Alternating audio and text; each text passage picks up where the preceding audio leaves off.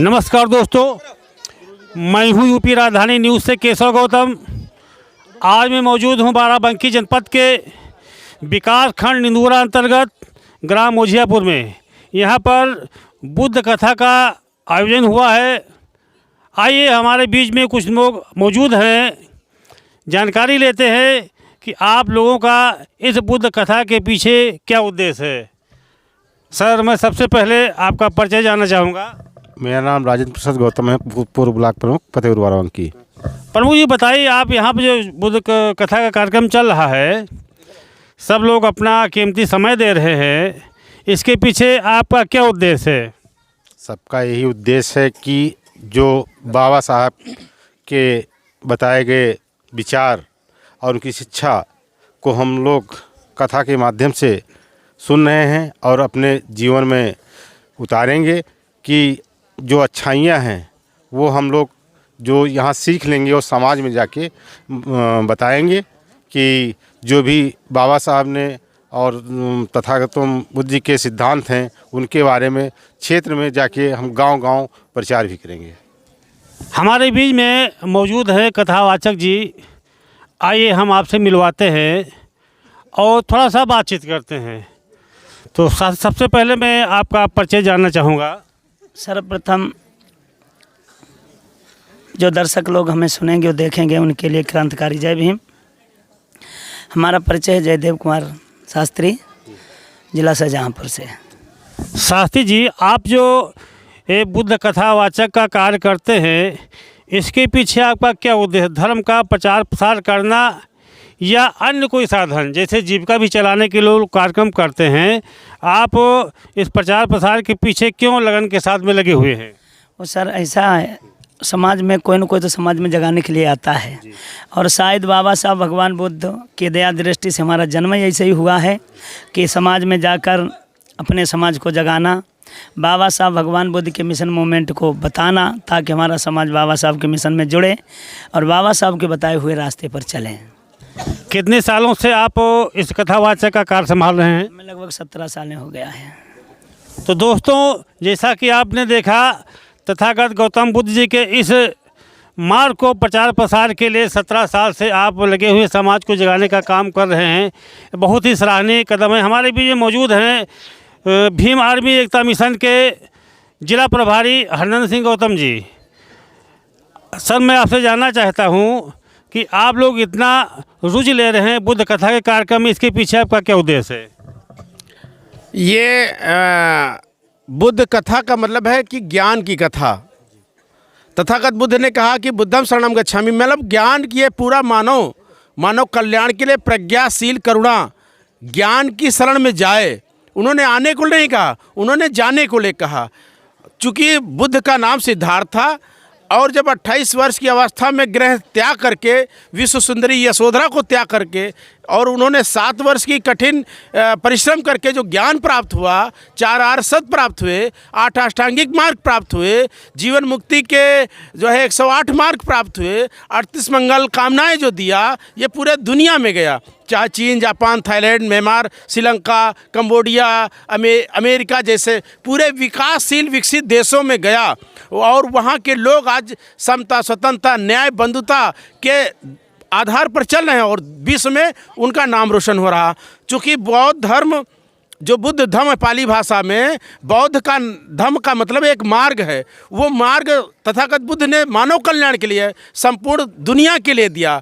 तो चूँकि हमारे देश में छुआछूत, भेदभाव, क्रमिक असमानता, जातीय भेदभाव था, जिसके कारण हमारे देश में मुगलों का आक्रमण हुआ, शक आए, हूण आए, यवन आए, अंग्रेज आए, फ्रांसीसी आए। उन लोगों ने ये बांटे हुए समाज का फ़ायदा उठाकर हजारों साल तक शासन किया।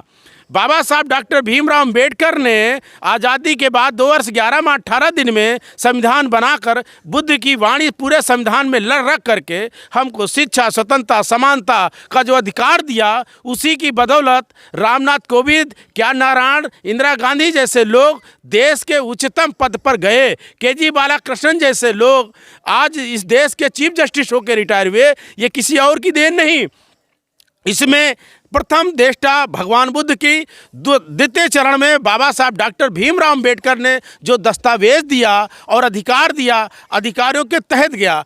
आज अधिकार खो रहा धीरे धीरे, जातियों में धार्मिक उन्माद में फिर बढ़ रहा। आज समाज देश फिर गरीबी, भुखमरी, कंगाली की ओर बढ़ रहा है। इससे बचाने के लिए ये कार्यक्रम का आयोजन हो रहा और ये समाज में जनचेतना फैलाने का कार्यक्रम हो रहा।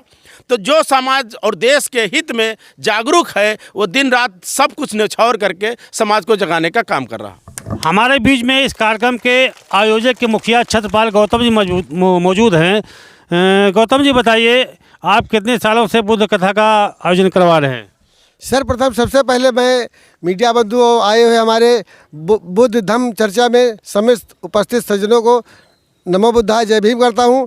और ये तो 20 साल से हमारे पुरखे लगभग 80 के पहले से 80 86 85 से क्लियर हुआ है। पहले रविदास की जयंती मनाई जाती थी, रात्रि में सांस्कृतिक कार्यक्रम किया जाता था।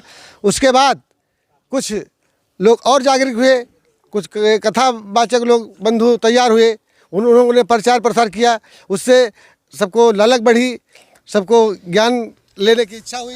छत्रपाल गौतम जी ये बताइए, 20 साल से आपके क्षेत्र में कार्यक्रम हो रहा, गांव में कार्यक्रम हो रहा, अब तक किस प्रकार का परिवर्तन आपको नज़र आया? जैसे कि सनातन धर्म के जो त्यौहार होते हैं या अंधविश्वास, मूर्ति पूजा होते हैं, उस टाइप के किसी प्रकार का कोई परिवर्तन नज़र आता है आपको?